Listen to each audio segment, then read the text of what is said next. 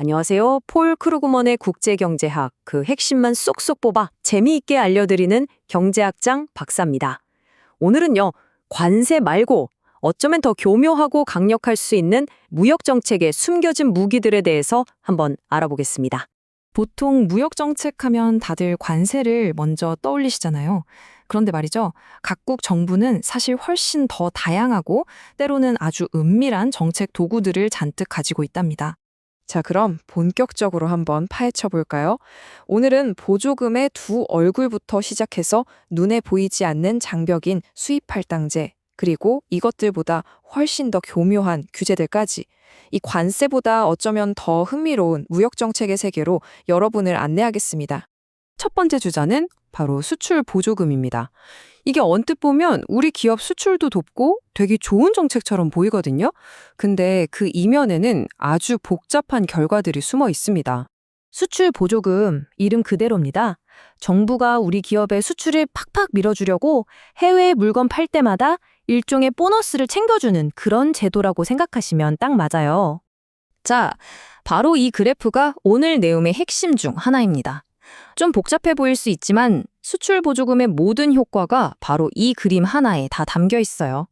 지금부터 저랑 같이 여기 색칠된 영역들이 각각 누구의 주머니를 채우고 또 누구의 주머니를 비게 만드는지 하나씩 따라가 보시죠. 보시는 것처럼 생산자는 국내 가격이 오르니까 A, B, C를 합친 만큼 이득을 봅니다. 신나겠죠? 하지만 그 기쁨의 대가는 누가 치르냐? 바로 국내 소비자들이 치르게 됩니다. A와 B만큼 손해를 보게 되죠. 근데 여기서 끝이 아니에요. 정말 중요한 건 바로 정부가 써야 하는 돈, 즉 우리 세금입니다. 그래서 이게 결정적인 포인트인데요. 생산자가 얻는 이득에서 소비자의 손해, 그리고 정부의 어마어마한 재정 부담을 다 빼고 나면 결국 나라 전체적으로는 이만큼, 그러니까 B, D, E, F, G를 싹 다 합친 만큼의 손실이 발생한다는 겁니다. 미치는 장사라는 거죠. 이게 그냥 교과서에나 나오는 이론이 절대 아닙니다. 바로 이 문제 때문에 세계 항공기 시장의 두 거인, 보잉과 에어버스가 수십 년 동안 서로 물고 뜯는 정말 치열한 보조금 전쟁을 벌여왔던 거죠.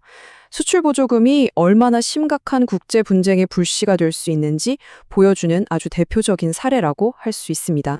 자, 그럼 다음 정책으로 넘어가서 이야기가 어떻게 연결되는지 한번 볼까요? 이번에는 가격이 아니라 아예 수량을 직접 통제해버리는 방식, 바로 수입 할당제에 대해 알아보겠습니다. 관세랑 수입 할당제, 이 둘의 가장 큰 차이점이 뭔지 아세요? 바로 그 돈을 과연 누가 버는가에 있습니다. 관세를 매기면 그 돈은 당연히 정부의 수입이 되잖아요. 그런데 수입 할당제는 이야기가 좀 더 복잡해집니다.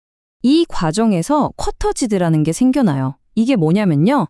제한된 양의 상품을 수입할 수 있는 허가권, 일종의 라이센스를 가진 소수의 수입업자들이 독점적으로 챙겨가는 엄청난 초과 이윤을 말하는 겁니다. 자, 이제부터는 한 단계 더 나아가서요. 훨씬 더 정교하고 종종 우리 눈에 잘 띄지도 않는 그런 무역 장벽들을 한번 살펴보겠습니다. 자발적 수출 규제, 영어로는 VER이라고 하는데요. 이거 아주 흥미로운 정책입니다.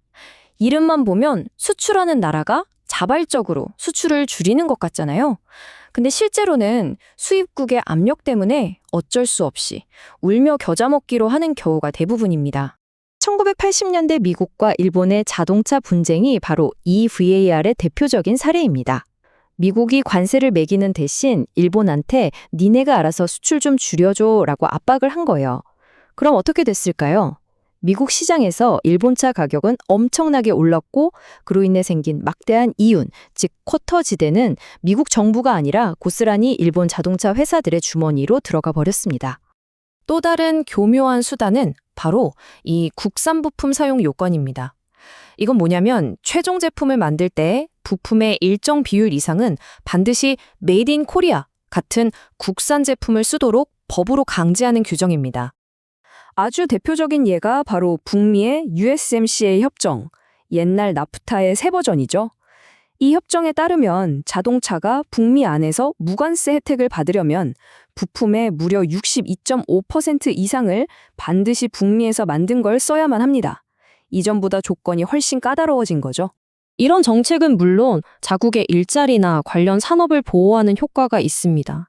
하지만 동시에 기업의 생산 비용을 높이는 원인이 되고 그 부담은 결국 우리 같은 소비자들이 더 비싼 가격으로 떠안게 될 가능성이 높습니다.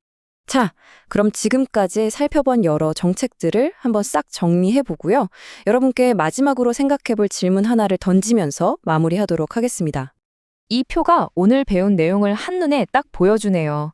수출 보조금부터 국산 부품 사용 요건까지. 겉보기에는 다들 비슷해 보여도 그 작동 방식과 결과는 정말 천차만별이죠.